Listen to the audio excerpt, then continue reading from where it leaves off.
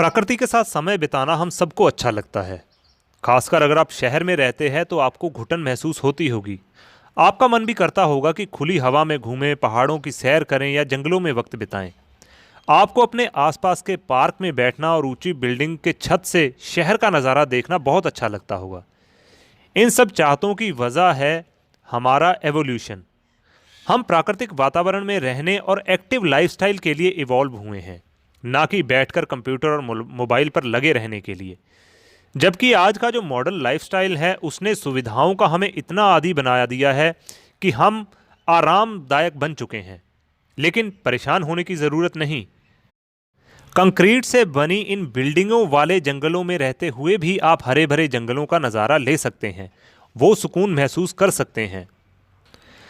तो आज की इस किताब की समरी से हम जानेंगे कि आदिवासी समुदाय के लोग मॉडर्न लोगों की तुलना में ज़्यादा हेल्दी क्यों रहते थे, हम प्रकृति से इतना जुड़ाव क्यों महसूस करते हैं, और वेगन डाइट को बेस्ट क्यों नहीं कहा जाता। तो हेलो एंड वेलकम अगेन दोस्तों, मेरा नाम है राजेंद्र सिंह और बहुत बहुत स्वागत है आप सभी का आपके अपने यूट्यूब चैनल फ्रॉम किताब में। तो आज जिस किताब को लेकर हम आपके बीच हाजिर हुए हैं उसका नाम है गो वाइल्ड, जिसे लिखा है जॉन जे रेटी और रिचर्ड मैनिंग ने। तो आपका लाइफस्टाइल कैसा है? आप सुबह उठते हैं, काम पर जाते हैं, दिन भर एक जगह बैठकर काम करते हैं, घर लौटकर शाम को टीवी देखते हैं और खा पीकर सो जाते हैं। हम में से ज़्यादातर लोगों की ज़िंदगी ऐसे ही चलती है और हम इस रूटीन से ऊबकर पहाड़ों और जंगलों की तरफ भाग जाने की सोचते हैं। और ऐसा सोचना बिल्कुल सामान्य है, क्योंकि हम ऐसे ही माहौल में रहने के लिए बने हैं। असल में हमारा मूल स्वभाव जंगलों में रहने वाले पशुओं की तरह ही है। जानवरों के बच्चे बढ़ते हुए अपने सरवाइव के तरीके खोजते हैं, यानी अपने लिए खाना ढूंढना, बड़े जानवरों से खुद की सुरक्षा करना, तैरना, छिपना, मौसम के साथ तालमेल बिठाना और जंगलों के पथरीलों रास्तों पर आसानी से दौड़ना भागना। इंसान अपेक्षाकृत बहुत आसान और सुरक्षित वातावरण में रहता है। यही वजह है कि वो जानवरों की तरह प्रकृति के संकेतों को उतनी अच्छी तरह से नहीं समझ पाता और जीवन से तालमेल बिठाने में उसे परेशानी होती है।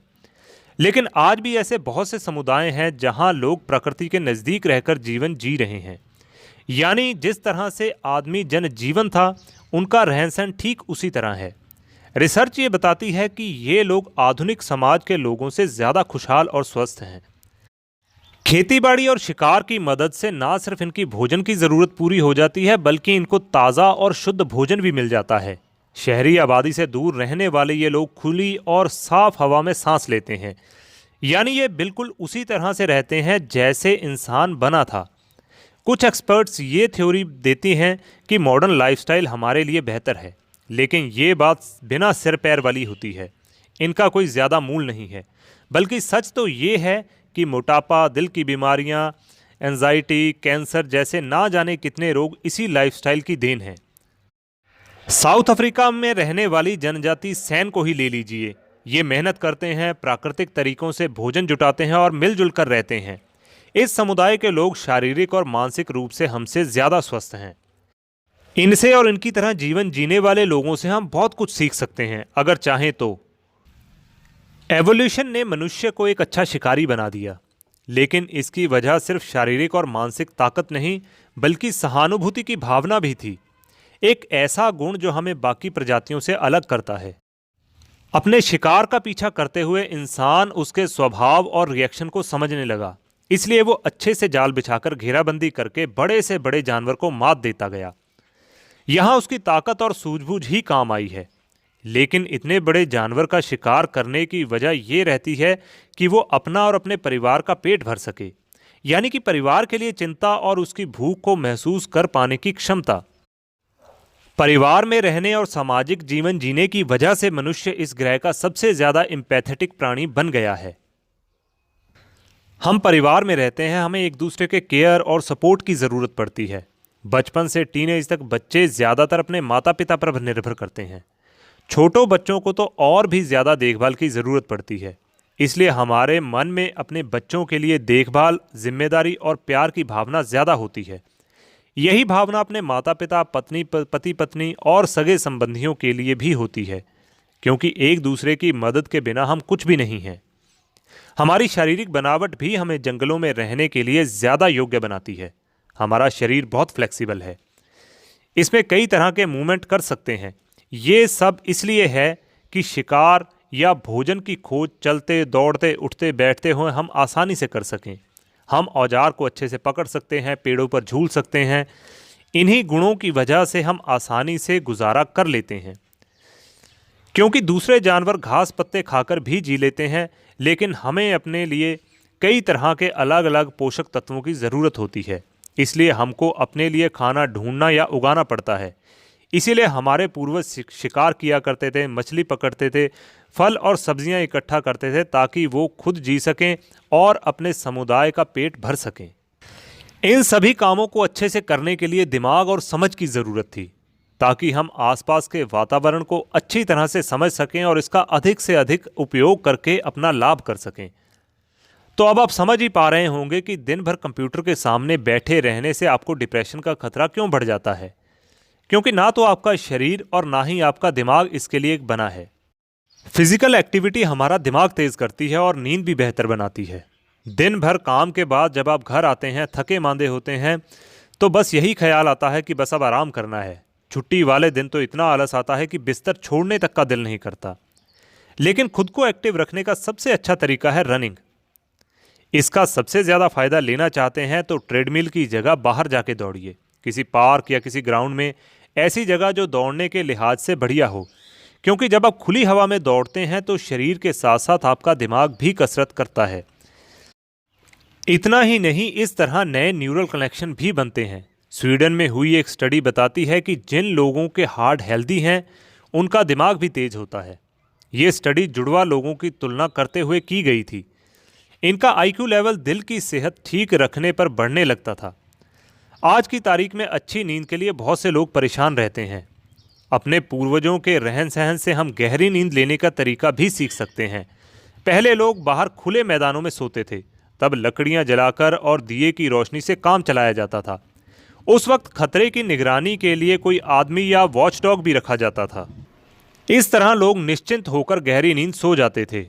आज ये सब करना तो मुश्किल है, लेकिन आपकी परेशानी को दूर करने के कुछ उपाय ज़रूर हैं। अगर आप अकेले रहते हैं तो एक पेट एनिमल ले आइए। सोने से 1 घंटे पहले कंप्यूटर और मोबाइल जैसी चीज़ों से दूर हो जाइए। अपनी फिजिकल एक्टिविटी बढ़ा लीजिए। इस तरह आप गहरी नींद ले सकते हैं। और इससे आगे हम समझते हैं कि कैसे प्रोसेस्ड फूड ने हमारे स्वास्थ्य को और भी ज़्यादा बिगाड़ दिया है। पुराने ज़माने में डायबिटीज़ और अस्थमा जैसी कोई बीमारी नहीं थी। ये सब अंधाधुंध विकास के नतीजा है। एक समाज बनाकर रहने में फ़ायदे तो हैं, लेकिन उसके साथ साथ हमें कई सारे बीमारियां भी साथ में झेलनी पड़ी हैं। और इस बदलाव ने हमें बीमारियों की सौगात दी है। इसलिए इन बीमारियों को डिजीज़ेज ऑफ सिविलाइजेशन कहा गया है। खेतीबाड़ी में भी बदलाव हुआ है। हमारे शरीर को ज़रूरी पोषण जो मिलते थे, जैसे कि फल, सब्जियों, मेवों और मीट से, लेकिन अब मक्का, चावल, गेहूं, आलू जैसी चीज़ें मुख्य आहार बन गई हैं। इन्हीं वजह से ज़रूरी पोषण में कटौती हो गई है। ओमेगा 3 फैटी एसिड का उदाहरण ले लीजिए। ये हमारे शरीर के लिए बहुत ज़रूरी है, लेकिन इसे बॉडी खुद नहीं बना सकती और इसका सोर्स फिश और मीट हुआ करता था। इसकी कमी से हम कमज़ोरी और डिप्रेशन की तरफ बढ़ने लगे हैं। इसकी कमी दिल की बीमारी और इन्फ्लुएंजा जैसी बीमारियों की वजह बनती है। इसकी कमी की एक वजह यह है कि सही डाइट हम नहीं ले पा रहे हैं और आज तक कोई यूनिवर्सल गाइडलाइन इस रिलेटेड नहीं बनी है। पिछले कुछ सालों में तरह तरह के डाइट ट्रेंड में रहे हैं। एक वक्त ऐसा भी आया जब लोगों ने अपनी डाइट में फैट हटा दिया था और इस बात का ध्यान तक नहीं किया कि फैटी टिश्यू में भी पोषण तत्व स्टोर होते हैं। डाइट में ऐसी चीज़ें शामिल हो गई हैं जो हमें बीमार बनाने लगी हैं। इसमें सबसे ऊपर नाम आता है रिफाइंड कार्बोहाइड्रेट और चीनी का, जो प्रोसेस्ड फूड और सॉफ्ट ड्रिंक में भरपूर मात्रा में होती है। इतना ही नहीं, बेबी फूड में भी इसका भरमार होती है। रिफाइंड कार्बोहाइड्रेट तो और भी ज़्यादा नुकसान करती है। इसकी वजह से फैट बर्न नहीं हो पाता और इसका डिप्रेशन, मोटापा और टाइप 2 डायबिटीज़ का खतरा बढ़ जाता है। अगर आप इनसे बचना चाहते हैं तो जंक फूड को आज ही बाय बाय बोल दीजिए और फल, सब्जियों और फिश जैसी चीज़ों की तरफ हाथ बढ़ाइए। मेडिटेशन और प्रकृति के नज़दीक रहकर आप हेल्दी और खुश रहते हैं। उस पल की कल्पना कीजिए जब आपका दिल और दिमाग पूरी तरह से शांत हो, आप सुकून महसूस कर रहे हों। मेडिटेशन आपको ऐसी ही स्टेट में ले जाता है। इसके और भी बहुत से फ़ायदे हैं। ये हमारी सेहत पर अच्छा असर डालता है, लोगों से जुड़ना सिखाता है। दलाई लामा और उनके जैसे बहुत से भिक्षुओं पर की गई स्टडी इस बात को साबित करती है। साल 1992 यानी 1992 में दलाई लामा के बुलावे पर न्यूरोसाइंटिस्ट रिचर्ड तिब्बत में रहने लगे और तिब्बत में रहकर उन्होंने भिक्षुओं की स्टडी की और वो ये देखकर हैरान रह गए कि जो लोग रोज़ मेडिटेशन करते हैं उनका मस्तिष्क एक सामान्य इंसान से बहुत अलग होता है। इन भिक्षुओं के मस्तिष्क किसी भी नए बदलाव को आसानी से स्वीकार कर लेते हैं। ये प्रकृति से तालमेल बनाकर रहते हैं और इनके मन में दूसरों मनुष्य और जीवों के प्रति दया का भाव होता है। अगर आप रोज़ थोड़ी देर के लिए भी मेडिटेशन करते हैं तो आपको जल्द ही इसका असर दिखाई देने लगेगा। आप पहले से ज़्यादा खुश और हेल्दी रहने लगेंगे। प्रकृति के नज़दीक आना भी बहुत फ़ायदा करता है, ख़ास तौर पर बड़े बड़े शहरों में रहने वाले लोगों के लिए। हम अंधेरे और अकेलेपन से दूर भागते हैं, इसलिए खुले खुले घर हमें सुकून देते हैं। ऐसा घर जहां खिड़की खोलते ही हरियाली का नज़ारा आता हो, वहां कौन नहीं रहना चाहेगा। लेकिन हर कोई तो इतना अफोर्ड नहीं कर सकता। फिर भी आप छोटे छोटे गमले लगाकर अपनी खुशियों को बढ़ा सकते हैं। जापान में हुई स्टडी ये बताती है कि इतनी हरियाली भी आपकी हेल्थ को 40% तक बढ़ा देती है। तो देर किस बात की, आज ही अपने घर में पौधे लगाएं और उन्हें पानी देते रहें। तो आगे ऑथर बताते हैं कि मनुष्य स्वभाव से एक सामाजिक प्राणी है, लेकिन इसके भी कुछ नुकसान होते हैं।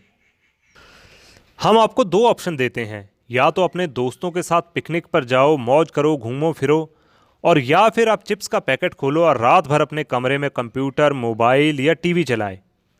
इनमें से ज़्यादातर लोग पहला ऑप्शन चुनना पसंद करेंगे।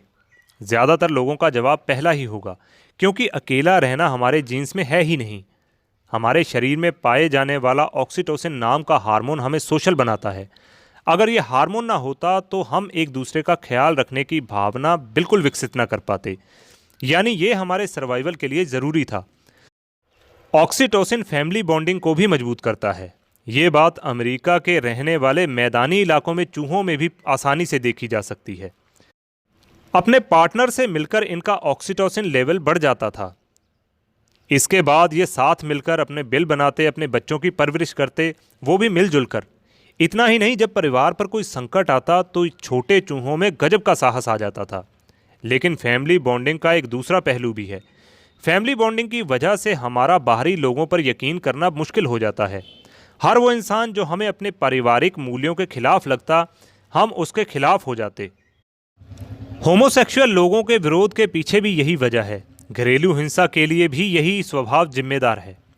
अगर आदमी को ऐसा लगता कि उसकी पार्टनर उसे छोड़ देगी या छोड़ देगा, तो उसके मन में ख्याल आता कि इस तरह उसकी रेपुटेशन खराब हो जाएगी। यहाँ तो उसी पार्टनर के साथ वो बुरा बर्ताव करता जिसे उसने बचाने की जिम्मेदारी ली थी या लेनी चाहिए। इन सब से यही समझ आता है कि एवोल्यूशन की वजह से हमारा बर्ताव भी कभी कभी अजीब हो जाता है, लेकिन फिर भी हमारी दूसरी बहुत सी समस्याओं को समझने और सुलझाने की इसकी स्टडी बहुत मदद करती है। तो कुल मिलाकर मुद्दा मामला ये है कि सभ्यता के विकास ने हमें सुरक्षित जीवन जीने में बहुत मदद की है, लेकिन बीमारियों के रूप में इसके नुकसान भी सामने आए हैं।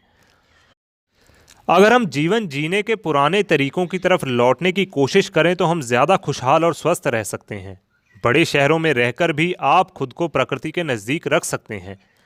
आपके छोटे छोटे कदम एक बड़ा बदलाव ला सकते हैं। तो अपनी रूटीन में रनिंग के साथ साथ फिजिकल एक्टिविटी ही नहीं, योगा और मेडिटेशन को भी शामिल करें। तो दोस्तों, आज की बुक समरी यहीं पे समाप्त होती है। कैसी लगी है आपको आज की ये वीडियो, कमेंट में ज़रूर बताएं। अगर आपका कोई सुझाव या शिकायत है तो भी आप हमें कमेंट कर सकते हैं। और अपने लाइफस्टाइल को प्रकृति के साथ जोड़ें। इन्हीं शुभकामनाओं के साथ मैं राजविंदर सिंह लेता हूं आपसे इजाज़त। मिलेंगे नई वीडियो में, नई समरी के साथ, नई किताब के साथ। तब तक के लिए रखिए अपना बहुत सारा ध्यान। हमेशा खुश रहिए, मुस्कुराते रहिए, सुनते रहिए फ्रॉम किताब यूट्यूब चैनल। जय हिंद, जय भारत।